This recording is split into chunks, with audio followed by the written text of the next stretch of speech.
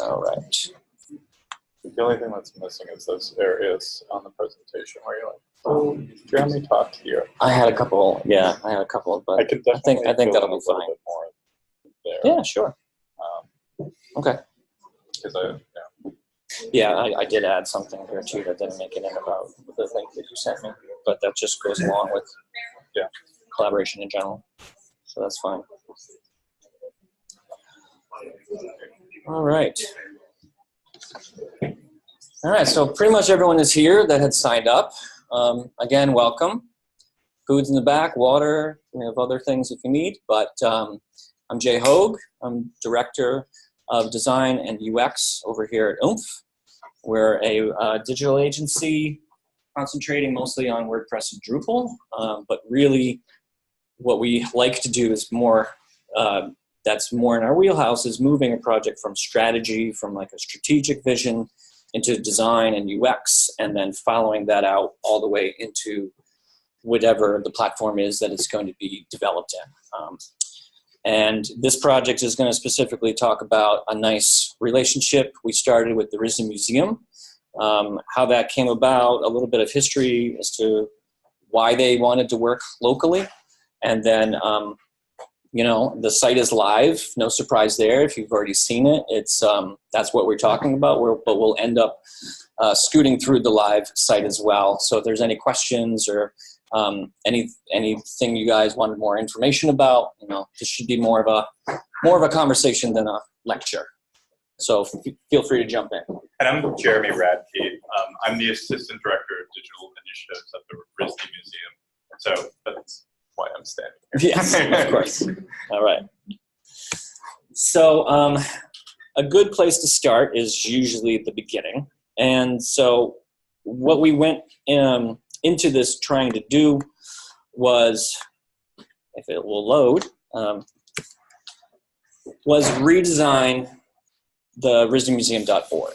And it was started off deceivingly simple. I say that meaning a redesign actually was not part of the brief. It was not part of the original project.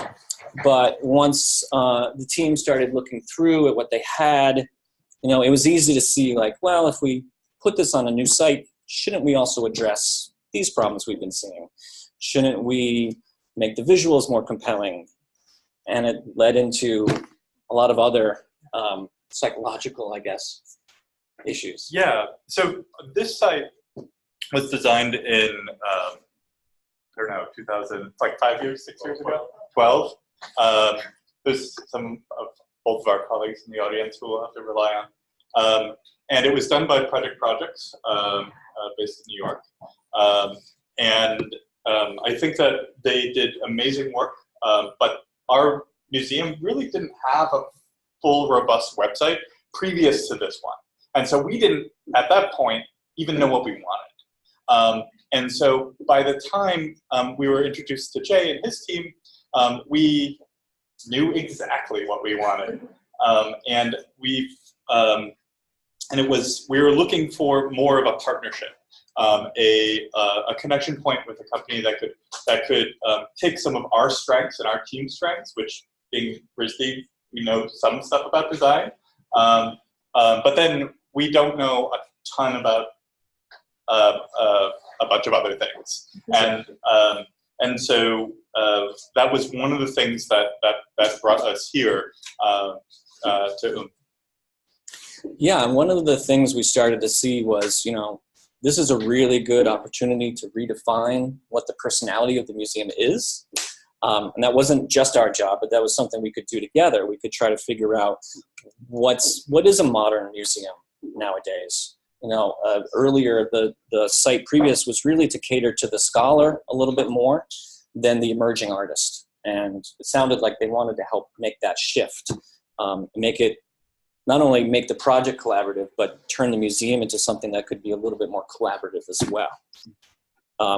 One of the things that we heard during our exploration from the RISD team was that the museum should be a collaborative place, that the visit in person should provide inspiration. And the most interesting thing could possibly be what happens after your visit. So how could a website contribute to that? How could we help that along? And as Jeremy said, you know, we wanted to concentrate on what we do best and allow their team to really drive the brand, drive the voice and tone, to give life and own it, because now it becomes a different way for themselves to think about it all. And it needed to really be internal. It needed to really be owned by that team. So part of what we brought here is a process. The process of redesigning is can take a lot of different forms, but we've been doing this long enough that I feel like the only thing that we really sell nowadays is the process. It works. It works for us. It helps explore all the different parameters that we need to explore, and it really lays a good foundation. So one of the things that we wanted to try to do early on is define who the audiences are. How broad is it? What do they expect out of a museum? What's the experience like? How can we take some of the physical feelings that you get and bring them into the website a little bit more and make that a more collaborative and kind of engaging experience? I know the word engaging is overused, but for this, it really makes a lot of sense. And one of the things we started to look at early on also was other museums. What are other people doing that are good or bad? You know, what are some ideas that we can learn? And doing this as part of the project too really helps us set the stage and understand what their team likes and doesn't like. What do they react to? When they say clean and modern, what does that mean? When they say monochromatic, what does that mean? It's nice to take these sort of simple phrases and understand them visually, how they describe them, and now we can interpret that design later on and help bring that to life a little bit more. What the team was drawn to along the way was a lot of the sites that have very strong black and white visual language, where the design of the site really started to take a back seat to the visuals of the objects and the spaces and the people inside. And that's something that you'll see going forward, what we really started to land on. No matter who said it or how it was said, it is useful to survey the landscape in this way. And even more so, part of what we were trying to do here is understand the audience and understand what the expectations they already have for a museum are. It's a good set of groundwork to figure out what is the language that they see out there? What do they expect? And therefore, then, where can we break that expectation? So early on, our team did a review of 27 other museum sites, and we started to pull together all the language that we saw across all those sites and make sort of word maps and understand, like, a lot of people use the word visit. We should probably use the word visit. A lot of people use events and exhibitions. That's understood. But then join or give or support or becoming a member, that's a little nebulous. You can make that your own. Collections are said in a number of different ways.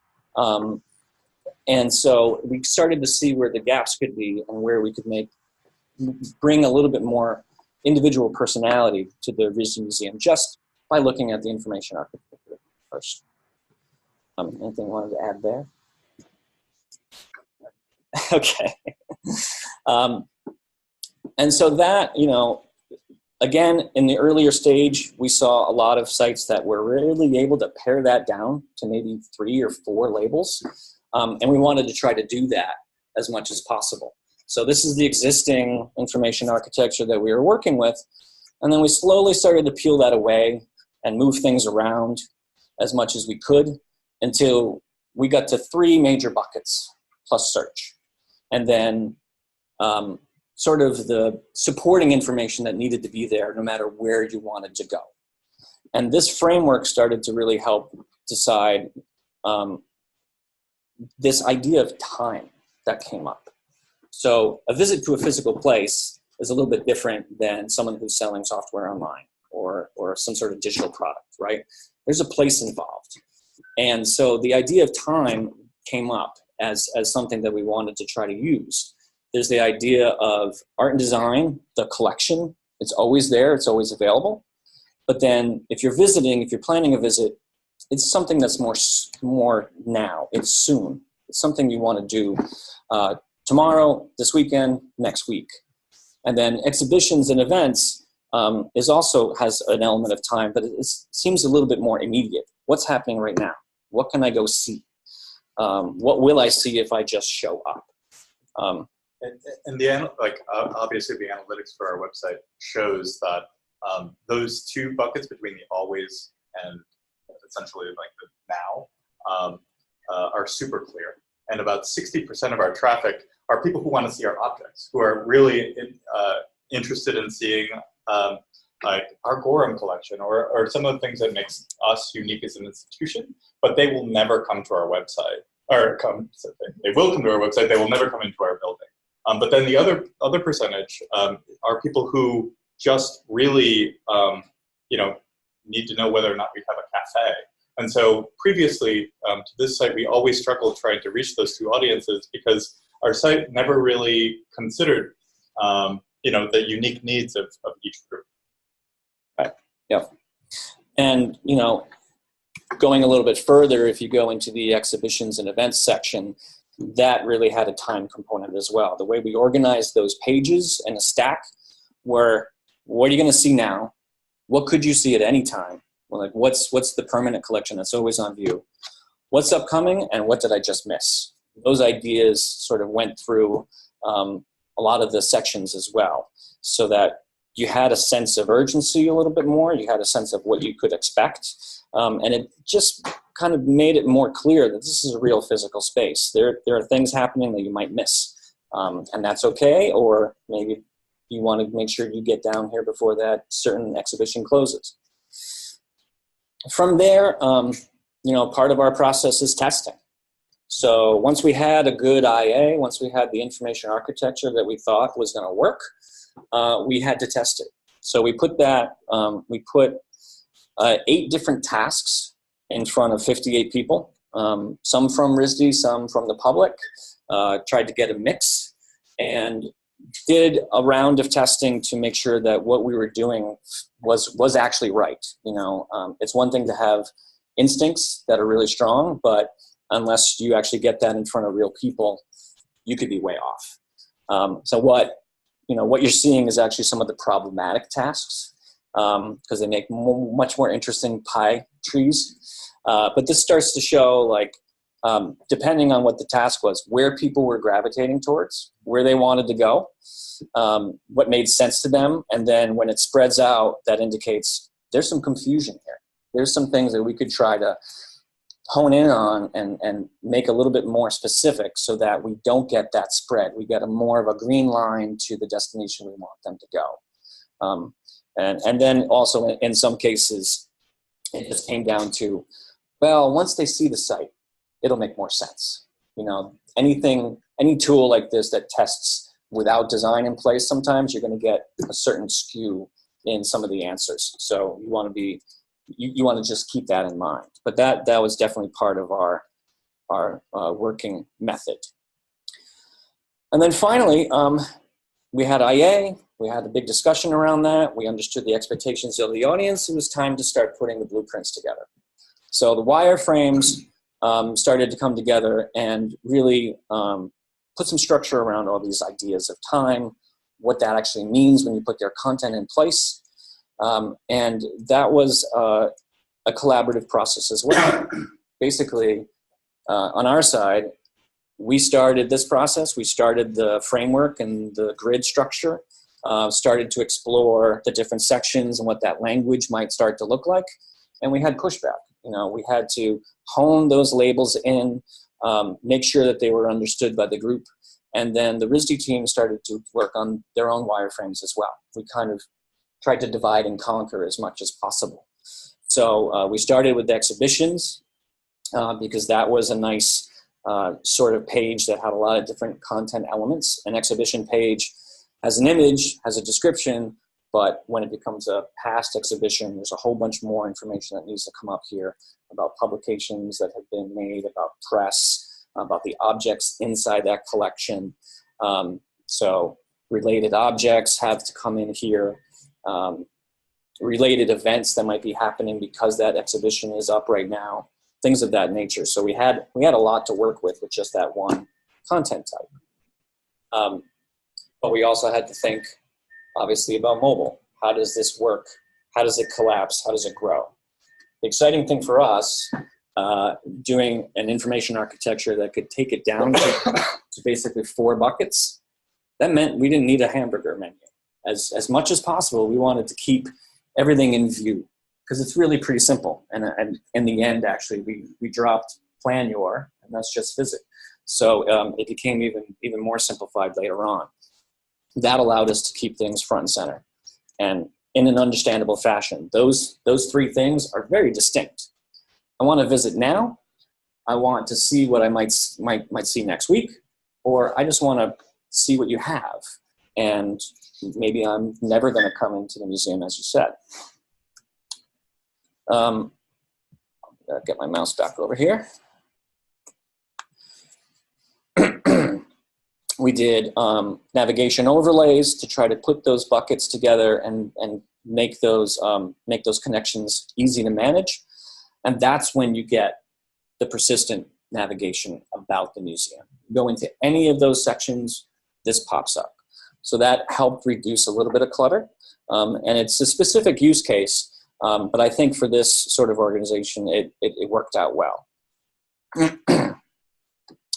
Then we moved into events. We moved into a lot other types of wireframes, and the collection was a big one. The collection, the thing I wanted to talk about here was about the open source initiative, which I think you should probably take the lead on.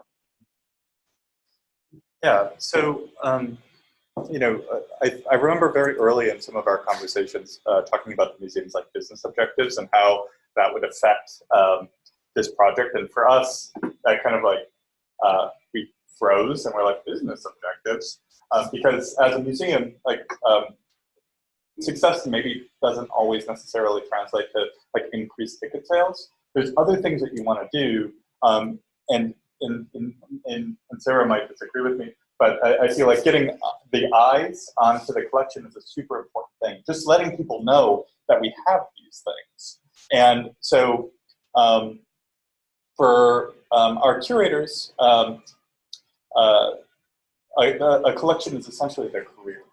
It's super important that it's presented in a way that that shows that they care about it. But the dirty secret of museums is that a collection database isn't necessarily something that's well maintained always. We have close to 100,000 objects in our collection.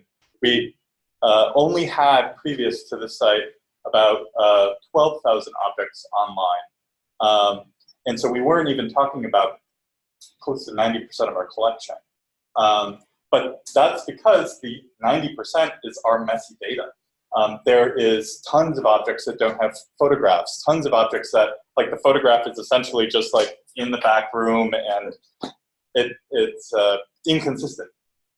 So we worked really hard at trying to figure out how to present this in a way that was clear and clean, but then also true to itself.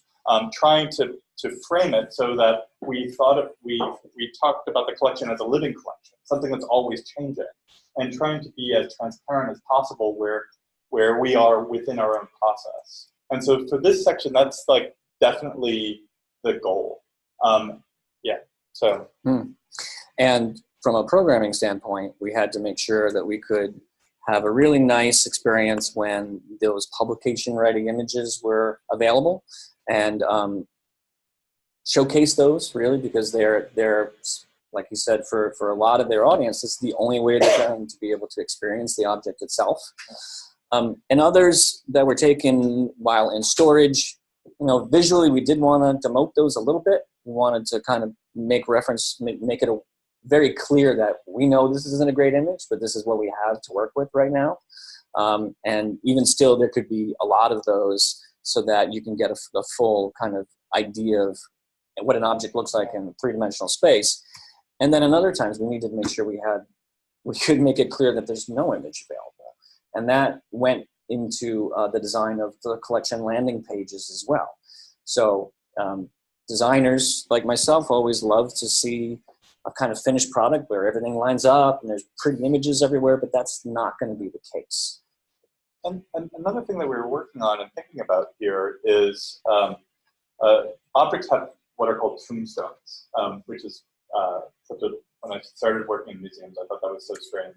But yeah, they are the basic information about an object. No. And what we realized is that by just displaying the information just flat, which is how we've been doing it forever, that it might not be the most accessible way to kind of enter into like a data set. And so we broke that out on the object page so that it was a lot more clear and just explained also what these things are. Like for someone who knows a lot about art, they might realize that even Pablo Picasso is an artist, but other people might not. So we were trying to cater to someone who would just stumble upon some of these pages. Mm-hmm. And the other thing that we have is tons more functionality from our previous pages. So being able to download, being clear about how you can use the object pages. Right. So so that the copyright information is super clear. Those are things that became super important to us in this project. Yeah, because when you open source it, you need to make sure you're going to cover all your bases. And that means that people will start to use it. And the other part of that is you expect people to remix, reuse, download, repurpose. That's part of why the museum is doing what it's doing and making that open source is you're able to collect information possibly from the general public that may know better. You know, they may have information about the object that you don't, especially if it's a long lost object that people haven't seen in a while. But also artists are one of the primary audiences of this website and of the museum. So being able to have a clear understanding of what the copyright implications are or are not. If I can use this, I can take this object and use that image of it in my work.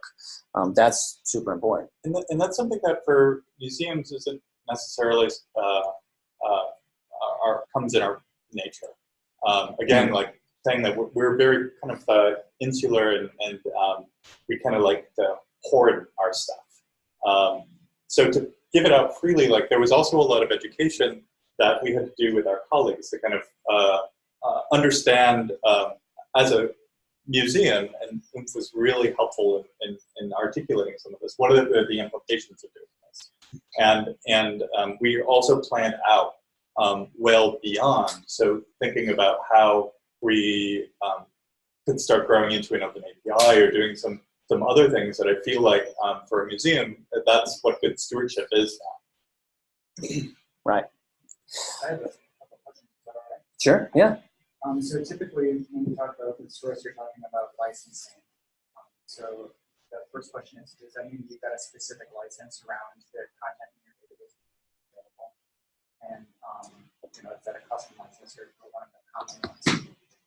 And the second question is, with open source, a lot of times we're expecting applications, and so does this make that something that's possible? Yeah. So historically, again, museums, even the copyright on their own photography, they held. And so previously, everything previous to the site, everything that we had was still under copyright. That's because one income stream for a museum was selling your images for publications, things like that. So everything that is possibly under Creative Commons for us is under Creative Commons. And we have a Creative Commons 0 license, which only 2 other museums that I know of have that. And so we will let people do whatever they want. And we're trying to figure out even more ways for people to access this information and the images. Yeah, thanks. All right, so far we've just been looking at wireframes and some of the reasoning and some of the thinking we had behind it. Design was to come next, and that's something that the RISD team owned. They took those wires and they started to put their layer of brand on top, but you can see they really didn't change too drastically.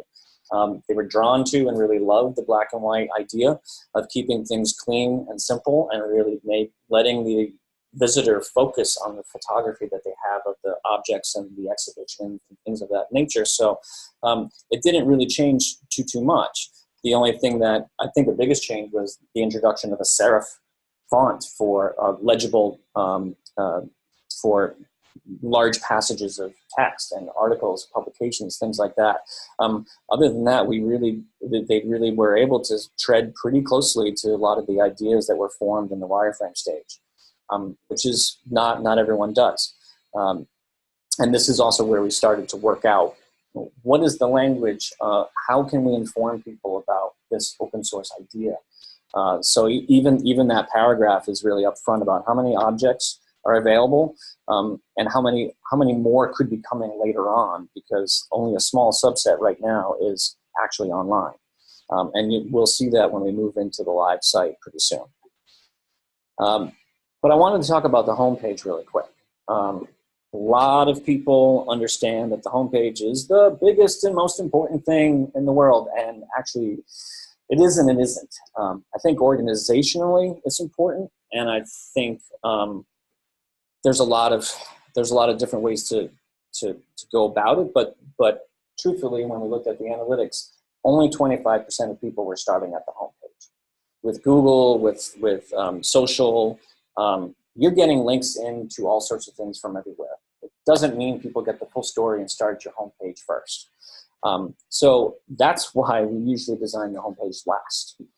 We do it last because it should be the exception, not the rule. It shouldn't set up the whole rest of the site. It should pull in things from elsewhere and surface them in a way that gives the user a really broad overview of all the different kinds of content that they can consume further into the site. At least that was the idea when we started. So this looks pretty typical. The grid is a little bit different, but we're pulling in events, we're pulling in publications, we're calling out to the fact that there's an audio guide you can download and use. There's another type of publication, there's little announcements and stuff. It's fairly typical. What their team did is the one idea at the top of the page here that we had that we thought was out there is like, let's do some video. Let's introduce a nice big splashy video to open up and give someone the flavor of what it's like to actually come to this physical place. Their team thought that was a great idea and said, I'll raise you 4 videos. How about we make the entire homepage just a video? And that's where we ended up. So I've been having bad technical difficulties. Let's see. It should work just fine. Yay. So this is the finished site, and this is where we ended up. And they were very thoughtful about how they approached this as well, because before you go anywhere, you're only seeing the outside of the building. You see an overview of Providence. It's beautiful. You get a nice drone shot of what the building looks like. And now I go and I say, well, I want to visit. Now I'm inside. Now I start to see some objects. I get a sense of what the place is like. And again, people became really important. I come over to exhibitions and events, slightly different, a little bit more active. We have bands playing, we have people talking. There's a little bit more, again, a flavor of what this section is about visually. Art and design comes back into the objects again. A little bit of people talking about the objects, but focusing on some of the artwork. And again, the kinds of things you'll be able to find when you come in and take a look at the place. So I thought this was a great way to approach it. I think it's, for a museum, it's very different. But I think one of the nice things is there's nothing to maintain unless you want to change the video. And maintaining our previous homepage was like a disaster. we would spend at least 30 minutes every week talking about the homepage, which is such a waste of time.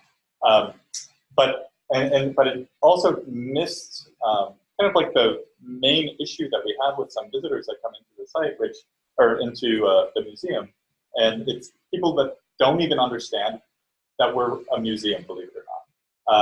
That we aren't a place that just shows student work, that we are the size that we are. So kind of introducing the idea of us in Providence and us in Rhode Island, and then secondarily showing people that, yeah, we have this. Like, we're actually the real thing. Was kind of actually an important thing to do. And then when I come into a page like the collection, that all gets stripped away, the experience gets much more simplified, and you can focus on what you actually want to try to do. Like I said, we had to think about variability here. It's nice to have a really structured grid, but we're going to have tall images, we're going to have wide images, we're going to have no images. So we really wanted to make sure that we could accommodate that. The other thing, too, that their team decided to do, in order to kind of surface parts of their collection that maybe people aren't looking for or don't know exist, this is random. The objects that come up are just a random collection. They're in a random order. They're not in order by date or by artist or anything. That was done intentionally to really make sure that people could explore and maybe find something that they weren't expecting. So there were some small programming touches that we added in to make sure that we could spread, bubble the message up, that there's a lot to see here. There's a lot to do. And you can see even in how you search the site, it's right now just a keyword search because getting people to explore is kind of like a very complicated thing that we can't even wrap our heads around. But the basic search tools of on-view, downloadable, and has image is, again, since an artist or a designer is, we're hoping, uses our collection site as a tool, those are things that are important to those audiences. And so that's why they're there. Yeah. And then eventually there will be more. There'll be a lot of different ways you can search and disseminate, but there were so many ways on the current site, it's felt really good to strip that back and start from a fresher place. And now we can make better decisions about what kind of taxonomy do people actually need, how are people actually wanting to use the site and search and filter. And another funny thing to admit publicly, but this would be one of the very first times that we see our collection in a visual form in its entirety. And rather than like having information buried in the database. And so we don't really know what to expect. The entire collection hasn't been launched yet. It's in the coming weeks. So we're trying to be a little bit careful and a little bit more considerate about its launch. Right. I mean, I think in the spirit of collaboration, which is what we wanted to talk about today, I think that statement is really important. That a museum is open to collect additional information or find errors from the public. They're opening yourselves up to that, I think, is really pretty brave. So that's, does anyone have any questions or anything that they wanted to look at as well? I was going to cruise around the site a little bit, but if there's something specifically you wanted to look at or talk about, I'd be more than willing to bring that up.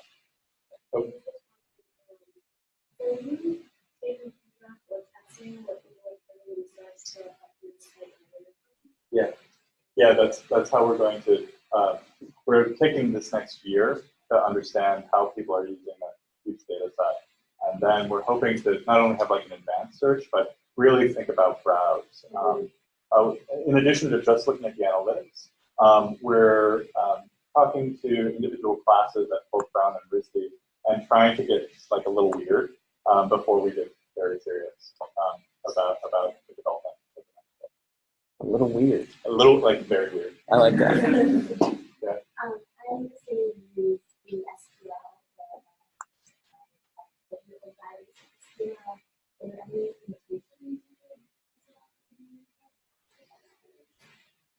You or me?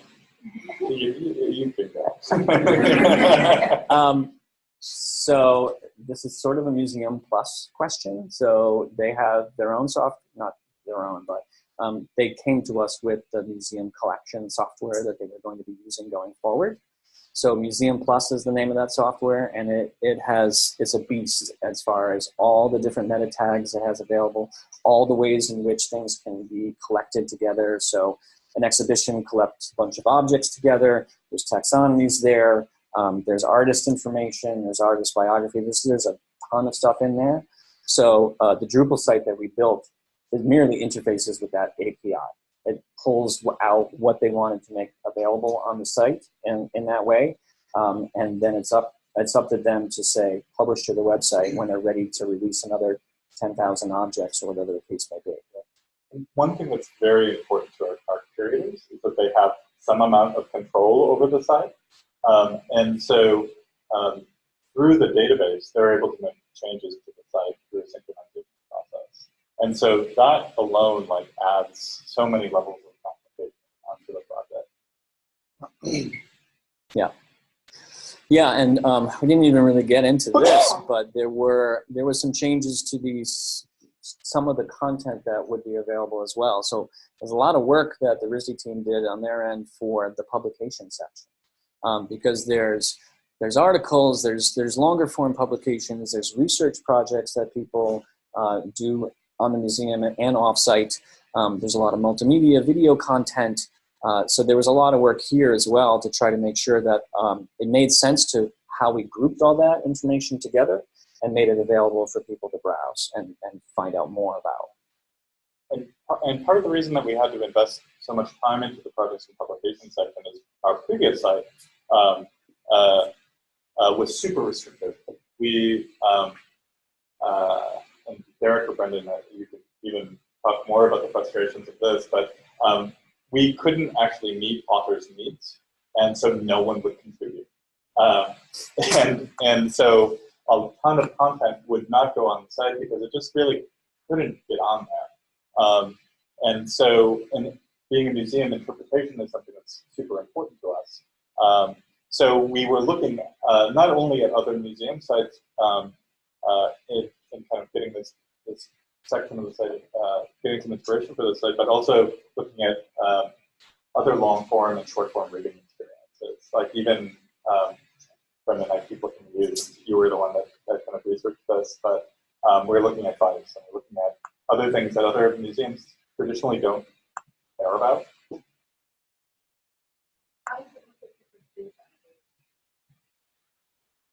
I always love that question. We did our best to make sure that it looked really good, and it becomes long. It's long, but I was saying early on, don't be afraid of scrolling. People on a small device are used to scrolling. They're going to do it.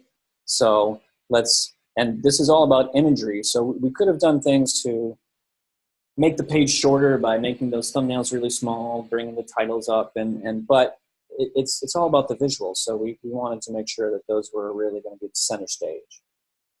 So there's a lot of that, but yay, no hamburger menu. That's my favorite. So with the mobile, did you guys do any, add any pieces so that the user, while they're visiting the museum, could use the mobile site to enhance that visit? That's one of the next projects we're working on. Yeah, that's going to be coming, and that's a great question because it makes a lot of sense.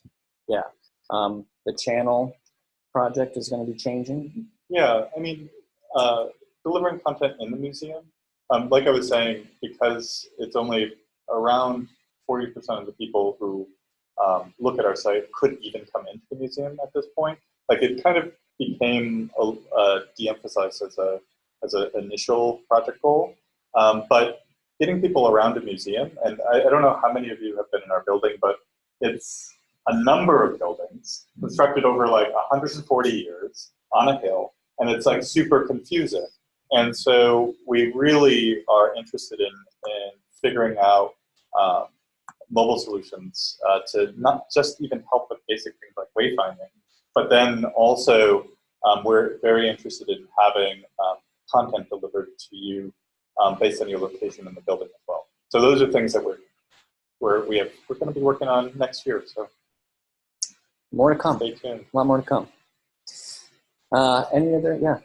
In terms of future work, I'm really wondering whether people do it now that we start doing it now because it's collaborative to visit. Oh. So really, Yeah.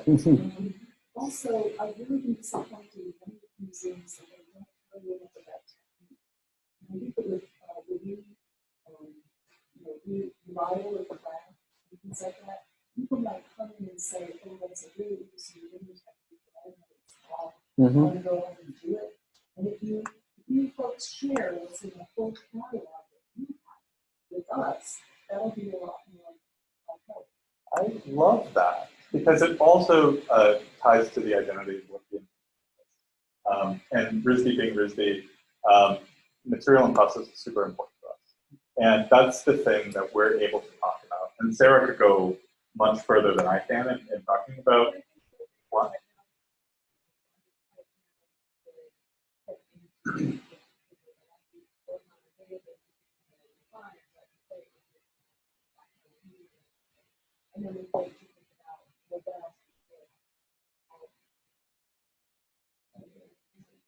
Yeah. So it's like some of it is about content generation, but then also it's about like search and discovery too. Yeah. And I think we heard that earlier on, and those were all like put in the backlog basically, because this was already a really big project, but there's a lot of ideas around that. And I know, did you mention manual? No, so like they already have a publication that is about making, and it's about either how something was made, or it's about artists visiting and using objects to inspire them to create new things. So I know the spirit is there, and it's probably something that will be in the pipeline at some point. Yeah. And some of the videos. Yeah. Process and Yeah. steps. Very much about the process.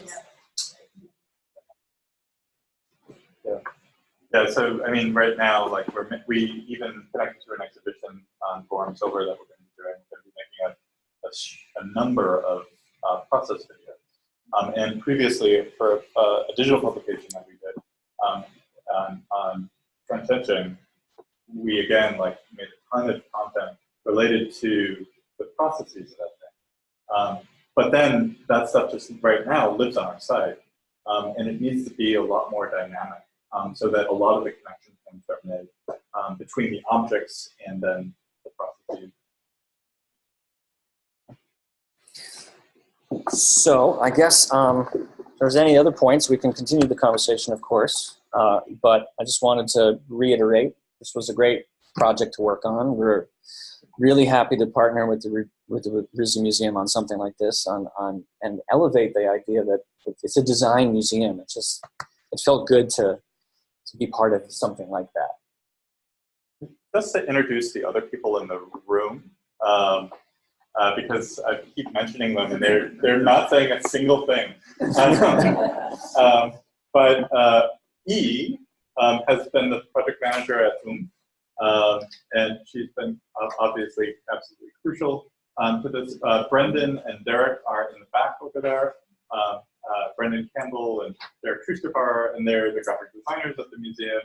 Sarah Gans is over there, and she is the deputy director of the museum. Am I leaving anyone out? Matt Berry. Matt Berry, sorry, works in our marketing department and is one of the few people who understand the internet at our institution. So he does a lot of explaining. Yes. All right. Yeah. It sounds like you had a really amazing relationship where you were both collaborating on the process. Can you speak a little more about how you established that balance together? Through a lot of the original conversation. So part of our discovery was talking to a lot of stakeholders, and having a lot of internal conversations as well as to how we wanted to approach this. You know, we wanted,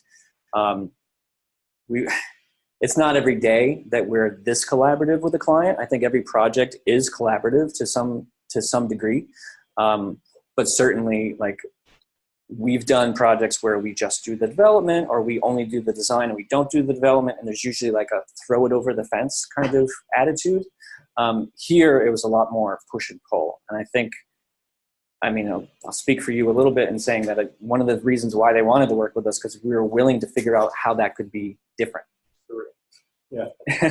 Yeah, no, I mean, that is what we were looking for when we were exploring our options. And, you know, like I was saying in the beginning, RISD knows about design, and yet we weren't using those skills when we were thinking about a lot of our larger projects. And so, which is bonkers. I don't know why we were doing that. But yet we can't, because of capacity issues, because of like our some knowledge base, like UX is not our thing, for instance. I know very little about testing. I am not a developer. We have no developers here at RISD. Those are things that are weak spots in our productions. And finding a company that was willing to try out something that's new and different is super important to us. And I feel like we're figuring it out. And it took us a bit to kind of get to a really productive and amazing space. And I think that says a lot about Oomph as a company. And it makes us really excited about a lot of the other projects that we're including a digital publication platform and like an audio tour that Amy is actually working on as well. And so those are things that like we're super excited to take on in this other weird way that we've been working. Yeah, I think it really just comes down to honesty. We were honest when we haven't tried something and it was going to be new and could be weird. We were also honest when they had a really fantastic idea that we knew was going to be near impossible to build. So it's always about making sure those expectations are as real as possible. And if they have a great idea, figuring out another way to do the same thing in a simpler fashion, you know.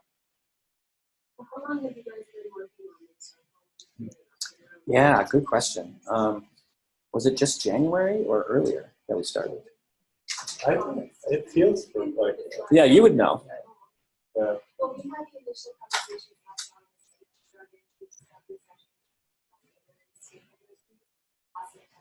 Last September, yeah.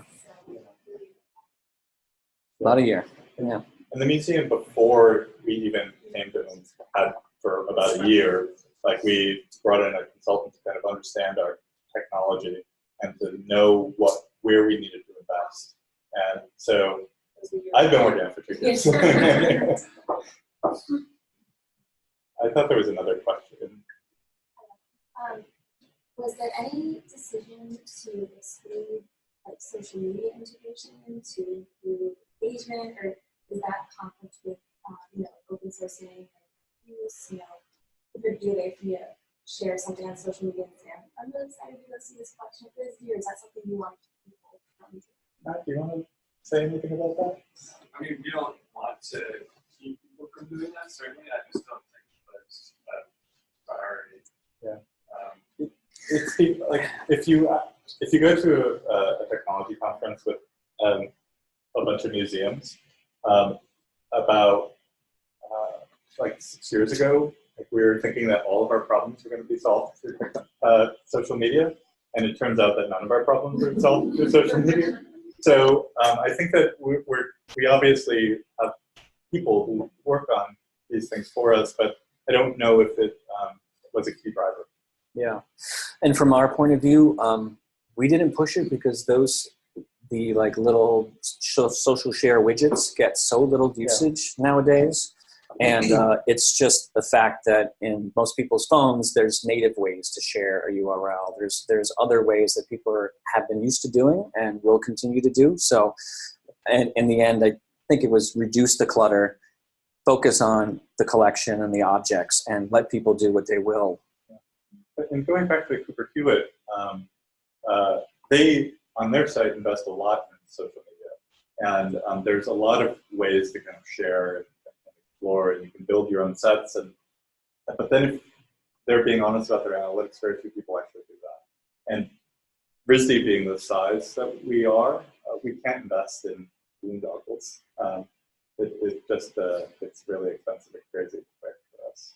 Yeah. So we have to really be truthful with who we are and what we're able to do. Mm-hmm. Yeah. I think there's something else. I felt like there was something else right over there. Yeah. Cool. Well, it's almost 1. Thanks, everybody, for taking your lunch hour with us. Welcome to hang out for as long as you like. Take other questions or whatever, or meet some of the other RISD folks that are here. But And can I also say that I love feedback. Please email us if there's things that you see or notice. Like, we're hungry for it right now. Great. Yeah. So thanks again.